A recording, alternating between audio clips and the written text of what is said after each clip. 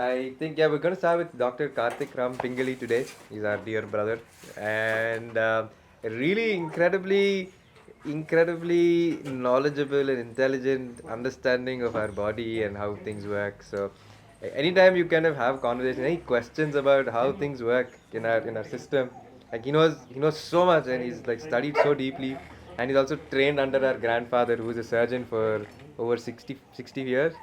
So I feel like I come from a good lineage of doctors as well. So we'd love to hear from him and what he has to talk about and how it fits into our context of what we're doing at our festival. So take it away, Dr. Karthik. Thank you. Good morning. Hope you all had a good day and a good sleep yesterday. And today, yeah, you can take things slow. Sunday, you can just relax. I don't want to bore you with too many technicalities, although I have put a lot of technical terms. And just for basic understanding, I will break it down and make sure that everybody here understands some physiology and what we are intending to do. And the only reason how when my brother asked me, can you do something for this fest? And with my expertise, this is the only thing I could think of is one presentation. So I couldn't do anything more, actively participate in organizing any of this festival. But what the theme of the whole the festival is, one is nature, one is integration of nature, and then where I would come in is let's integrate nature and health. So could I do something like that? Then I thought about, let's talk about balance and what exactly is balance and how nature is always balanced and even our bodies are balanced. So in these two, I just wanted to, I'm not preaching anything, I'm not going to give you advice to what to do. I'll just tell you a few things about our basic understanding of our human body and some things just to be cautioned about and something to, so anything happens we can just quickly go and seek help. It doesn't need to be allopathic or a doctor's help, it could be any help, but basically when to get help. So balance in wellness and homeostasis. Homeostasis, a complicated word, this is basic physiology 101, means balance. So everything in our body is balanced, only when we shoot out of balance is when we are going into trouble. So our body is designed so well that any system and every system is under a loop, a cycle, or it's balanced. Okay, so today's objective of discussions, I don't know if we can see, that is not so clear. So I'll be talking what is wellness, what is homeostasis, then early onset of diseases. So I'll just stress a few points about early onset of some diseases and lifestyle modifications and a small take-home message. So wellness, so when you talk about what wellness is not the absence of illness, but wellness is the presence of balance.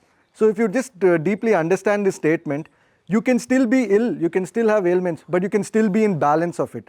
So just because you are completely healthy does not mean you are balanced. So just this very important statement is that just because the wellness is not the absence of any illness. So this was said by a great Dr. Halbert Dunn. He is the father of wellness movement. It started in 1970s in the US. So he was the father of wellness movement and he came up with this statement.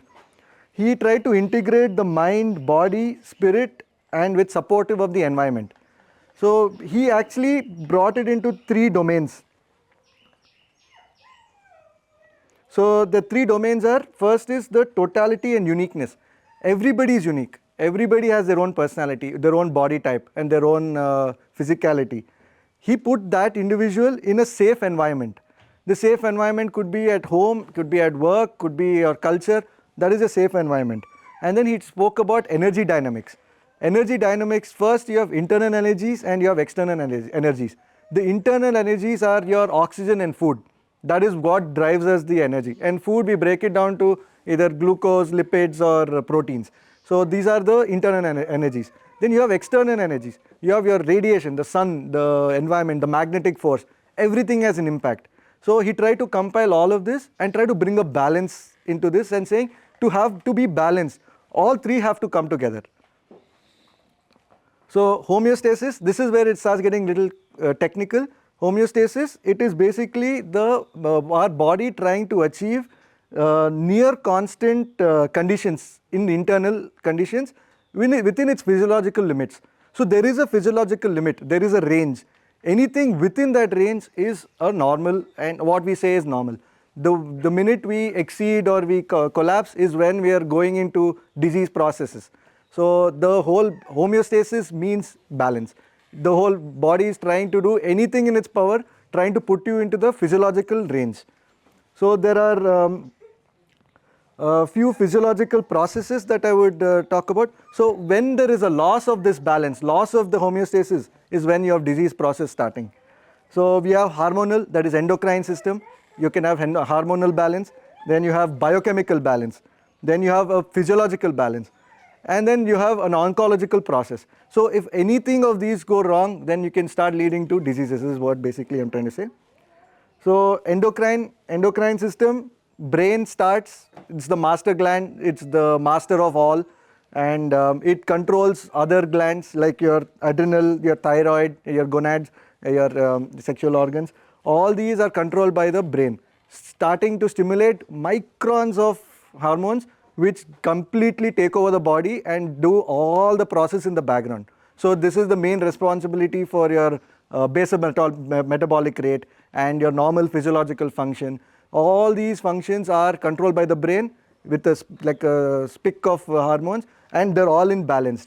If you see, there's one side, it is a green balance, that is a positive balance, and then there is a negative feedback. By chance the body is secreting something a little excess, there is a counter current mechanism, there is a feedback mechanism which is telling, okay, slow down now, we have enough of this hormone. So there is a balance already. Any abnormality in this balance, we can have thyroid issues, we can have adrenal gland issues, and you can have sexual dysfunctions. All these are a part of your hormonal balance. And then the technical part of it is, I don't want to get into what hormone is going to cause what, but basically you should have the underlying that endocrinology, endocrine system is that works in the background with or without your knowledge. So biochemical balance, I'm sure most of you in your biology classes heard about this Krebs cycle or citric acid cycle. So this is your master cycle. All the compounds, all the food we eat, anything broken down will be broken down and be put into this cycle somewhere or the other as a substrate or a main or it's a byproduct. So this cycle, again, if you see, it is a complete cycle. There is a balance here. And this is where, again, biochemical abnormalities, anything, by chance you have excess of carbohydrates, it doesn't know what to do with the excess. So it starts redistributing it into other pathways. So this is like the main chakra of the pathways, and then it starts redistributing it to other pathways. The substrate of the Krebs cycle is used into a protein metabolism. The protein metabolism substrate is used as a byproduct of the Krebs cycle. So everything is balanced within this one major cycle. There are 100 such cycles that we have to keep in mind, but this is the master cycle, you would say. So again, even biochemically in our body, everything is under balance. Or you just come outside the balance is when you'll start experiencing problems. Pathophysiology. Physiology is basic functioning of a body, the processes that happen. And one thing I would like to talk about is hypertension, that's high blood pressure, which we're all facing, and most of our parents or grandparents are all facing. And now we are seeing hypertension in the young also.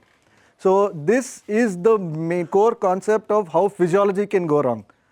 For the process of the hypertension, you need to have a good liver, you need to have a good kidney, and you need to have good lungs function. All three function together, all of them function together to maintain your blood pressure.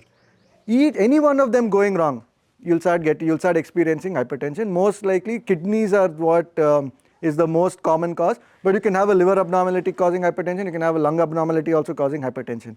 But so that's when we are giving the drugs also now you take. There are drugs which act on this cycle, which act on the kidneys to control your BP.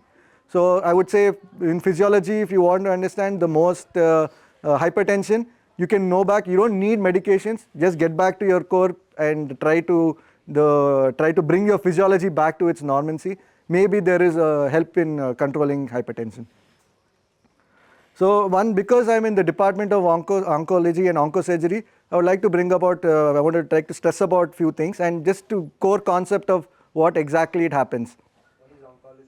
Oncology is a study of cancer, and its study of cancer is called oncology.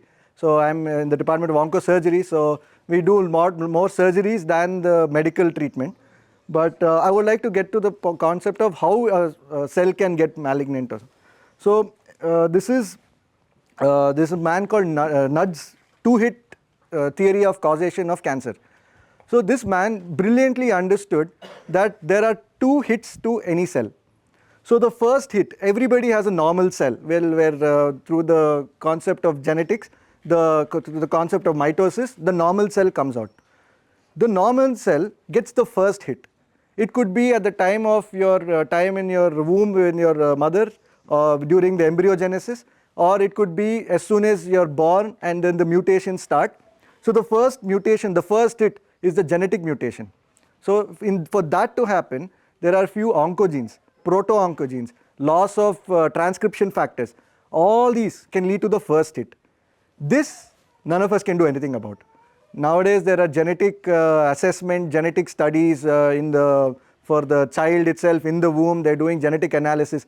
All these can lead to, may help improve a certain number of diseases, but the first hit is God given, genetic mutation, we can't do much about it. Then the second hit is from when you are born till your entire life is the exposure. It is the environmental factors, the viruses, all these, the radiation, substance abuse, all of these are your second hit to the already hit gene, the already hit cell. So to have something, what we say, you have cancer, you need to have two hits. The first hit, you're already prone. The second hit, you have given it the environment for it to grow. So if you see the triangle, there is always an environment for it to grow. Even now we talk about soil, you can throw in 100 seeds, but you don't give it the environment, the plant won't grow. Same thing with the tumor cells and the malignant cells. So the two hits happen, and then you have the series of things that happen. So you have something called metaplasia. Metaplasia is like the first step of it transforming, but it doesn't know what it's doing yet. It's just transforming, trying to live up to the harsh conditions of the environment that we've already created. So a smoker or an alcoholic or a substance abuser, he's given the environment for the cell to nurture into a malignant cell. So that is why we say some of the risk factors would be the substance abuse and radiation poisonings, and certain viruses also can lead to this process. So then the second step is dysplasia. Dysplasia is it's gone disorganized. Now it's lost its control, it's lost its protective ability of the cell, and it's going disorganized. Then you have a malignant cell. So this group of disorganized cells come together and form a tumor or a mass or any abnormality, that we call it as malignant. Then you have metastasis. This malignant has spread across. It is not just present in its local form, primary form anymore. It is broken off and it's spread through the other parts of the body. So this is the trend of how a malignancy occurs. So why did I talk about all this? Is basically because now we are experiencing diseases much earlier than before. So why are we doing that? Is one is okay, there are, I don't know if you can see certain things I would like to bring about. The diseases which we thought were for the elderly, for the aged, is now being seen at a very, very young age. One is your heart attacks, your MIs, coronary artery diseases. Previously 60 plus or maybe. Now at 35, 30 is itself is we are seeing a lot of patients coming in. Then mental disorders, anxiety disorders, depressions, all these, now it's actually any age group. At least this mental health could be any age group. Then some certain cancers, breast cancers, we used to think it's elderly, cervical cancer, elderly, but now it's all seen at very young, 30 years, 35 years. So I'd like to stress of the fact that there are certain diseases which are still for the elderly, but we are seeing them much earlier for a couple of reasons. One is, there are two types of factors I would classify this into. One is they are modifiable factors, and then there are non-modifiable factors. So genetics, epigenetics are all non-modifiable. You can't do anything about it because it's too late to do anything about it. Then there are some certain modifiable factors are your lifestyle, sedentary lifestyles, desk jobs, poor food habits, dietary changes, then again substance abuse. All these are your factors that can stimulate the disease process to start earlier. Another major factor is early diagnosis. Now the diagnoses are available at every road end. Everybody can get blood tests done at any time, any scans can be done. So we are catching diseases at a much earlier rate than before. So this could be another reason why we are we are finding a lot of diseases at early, but also that the symptomatology and the understanding of these diseases are understood so well that we are able to catch them early. And previously, even if you have a problem, you'll wait until you cannot get out of the bed anymore to see the doctor. But now everybody is scared. The awareness is, it's a lot of awareness where people are going much earlier, even just to rule things out. Now, sir, I just came to find I have a small problem. I want to rule it out so that it doesn't get worse. So this awareness also has changed to why we are seeing diseases earlier. But the manifestations might be late, but catching early is a blessing in disguise. So this is basically what I want to say is I wanted to just understand that balance and everything under what we see, what we talk, our human body, everything is under balance, and wellness is not too far. So there's a nice proverb which I found from a Zen book on Zen. He's asked this: spirituality asks, what is your body telling you? Wellness asks, what are you doing about it? Medicine asks, what happens if you ignore it? So if you break it down to this simple 3 lines, that wellness is always there, but what are you doing about it to your body is what wellness actually means. So it is not about illness, it is a daily process. It is your daily livelihood, daily lifestyle. That is how you build wellness. And there's another nice saying, wellness is not a destination. It is a journey, and it is daily alignment of what we eat, what we move, what we think, how we rest. All this is wellness.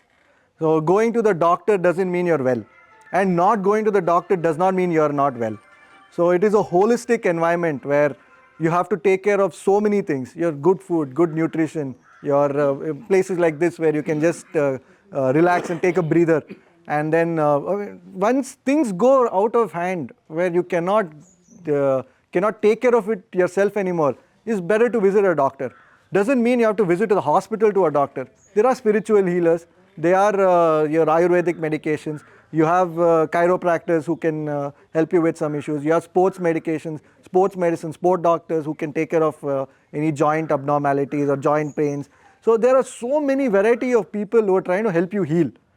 All this is wellness. So I was not going to preach, say, come to the doctor, this is my card number. It's not about that. It's about the holistic development of how your mind, body, and the environment around you has to be fixed. And there's one who was saying that we cannot find the balance. We have to build it. It is a struggle. It is difficult. For all of these things to come together, you have to build it from the root up and then make it stand strong. So yeah, I would like to thank everybody for coming here. It's a small presentation. If you have any doubts, I could get more into physiology if you want to know. I can answer any of your doubts. You said first hit. Yes. Okay, is it genetics? Genetics. So even genetics, they have divided into multiple genes which are responsible. So there are something called proto-oncogenes. Then there is something called oncogenes. Then there is transcription factor genes. All these are responsible for a cell for it to have a mitosis, for cell to divide. Any abnormal in division is where we are going off track. So these are the these are the genes which help this one normal cell to go out of track. So oncogene and proto-oncogene converts itself into an oncogene. But our body has the ability to capture these. So in the transcription and translation phases of our body, in the translation phase, there's something called proofreading. So the body does the proofreading to identify these odd genes. So they are divided into codons. These genes are captured, identified, and then cut off from the system, so we have a healthy life. So this happens at a daily basis. At every cell, for it to divide, this process happens. But when this gets off track is when we have the altered gene, the altered responsibility, the altered cell. That can lead into that is still not abnormal. The abnormality comes when you add the fuel to the fire. That can take anywhere from your childbirth till 80 years, 90 years, how long you live. So I cannot sit and tell, you have this gene, you will be prone. That is also false. You can be prone to the gene, but also might not have anything associated with it until you put it into the right environment. It's like a dormant seed. And if you don't have the first hit, Yes. Even then. If you don't have the first hit, there's a big chance, 90% of the chance that you will be completely escaped out of this. There are people living 105, 110, no problems, no abnormalities. Probably the gene pool has been that good. Yes. So I've got a question as well. What kind of layers in what kind of layers qualify as genetic transmission of cancer? Like, for example, is that like a first gen cancer that you've seen in the family, or is that so? Okay, What there are, qualifies yeah, I as? understand your question. Yeah. So in this process of things, there are two terminologies I would like to. One is hereditary and one is sporadic. Okay. So hereditary is now your gene is being transferred like from your grandfather's property. He's given you the genes also, bad genes also he's given you. This is the hereditary. Then there is something called sporadic. So every cell gets divided, and because of humans and our human race, it has something called meiosis. That's why lily will look like a lily, even its daughter will look like a lily. But humans don't look like each other. That is because we have that variation. That variation is actually a blessing and also the problem and the culprit. The blessing is why, because we don't all look alike, and we have the weaker genes get suppressed and the stronger dominant genes come into a trait. In this process, there might be few errors. It's not like the 3 million gene sequences, all 3 million are good. Maybe 1 or 2 is enough to tweak you. This is the sporadic, where you can have a healthy, normal genetic pool, can still have the gene which is a corrupted gene or a defective gene. So that can still be a sporadic. In this case, the sporadic can still be environmental factors. So now a person with completely a good genetic pool, put him into a radiation unit. Just throw radiation on him. Like now we're talking about the Hulk. Just throw radiation on him, and now he has a problem with genetic. His genetic is modified. So that is the environmental factor playing the second hit already, even without the first hit. So the second hit is so strong that it is causing these genetic changes itself. Okay. So your hereditary, there are still some genes which are passed on from generation, but unfortunately there are sporadic genes also which can come and hit you at any time. So environment suddenly becomes such an important factor in that kind of scenarios. Perfect. Thank you. Understood? Yeah. Yeah. Thank you. Yes, sir. Besides radiation poisoning that can affect and modify your genes? Anything from our food where we talk about pesticides and fertilizers, they can cause. Smoke and pollution can cause. Then viruses. So we have listed out like multiple viruses. I had it on a slide. But there are so many viruses that can cause cancers and tumors. And then you have radiation being one of the most highest because everybody is exposed to the sun. So even the sun, you have UVA, UVB rays. So UVB rays are the ones which are responsible for skin cancers, eye problems, retinoblastoma. So many issues are there. So there is always the radiation. I bring it because we are exposed to that more than anything else. Even your simple micro radiations and radio waves from your phones, they say it can cause some problem. If you sit and break it down, you won't move out of your house. You can't do anything in life. So you take the goods out of it and hope for the best. That is what we can move ahead with life. Water contamination, heavy metal poisonings from water. So just by drinking your regular water, you're prone to certain diseases. So it's hard to break it down. If you bring a microbiologist here, he'll probably scan this place and say there are 300 diseases here. But that doesn't mean that we have to live here, doesn't mean that we shouldn't. Take the goods, protect yourself and move ahead.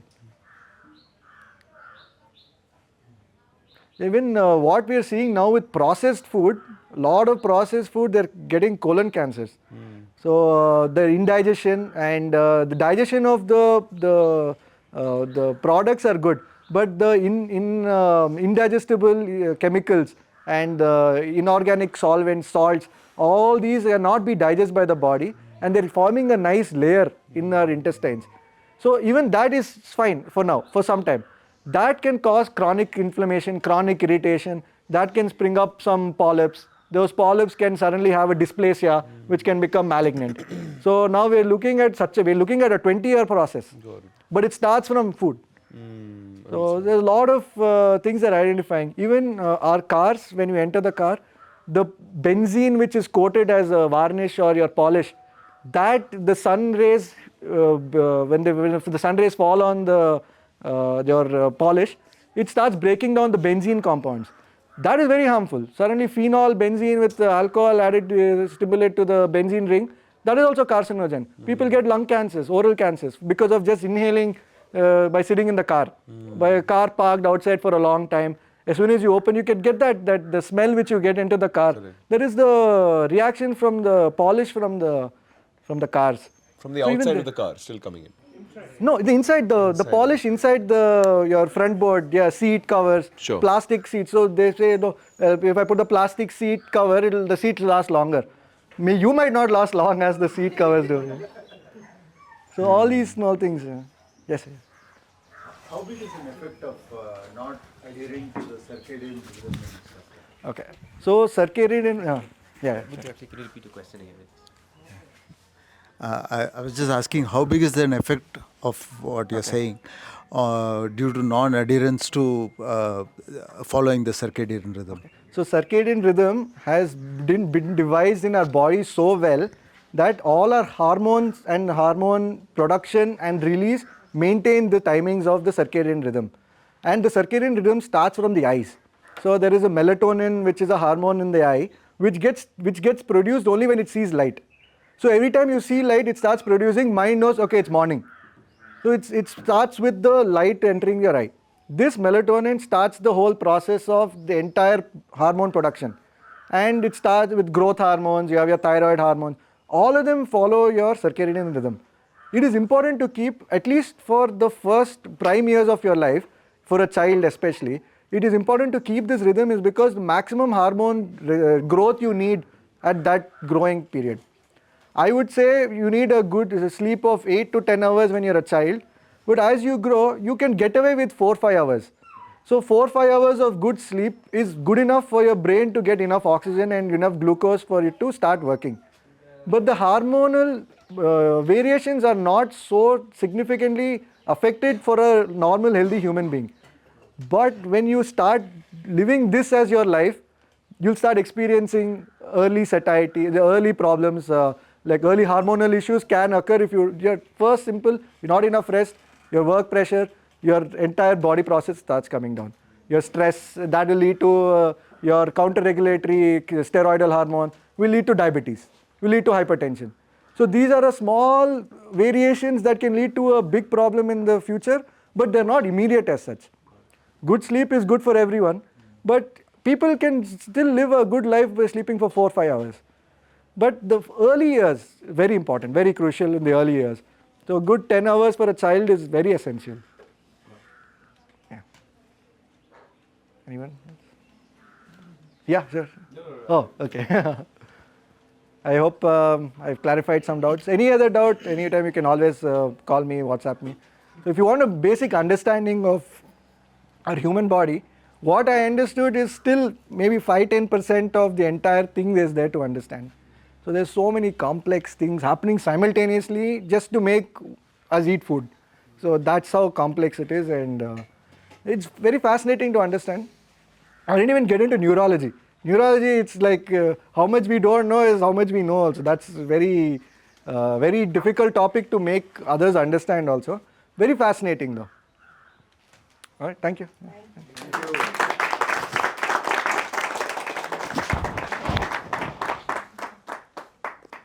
Well covered. Oh, thank you, sir. Thank you.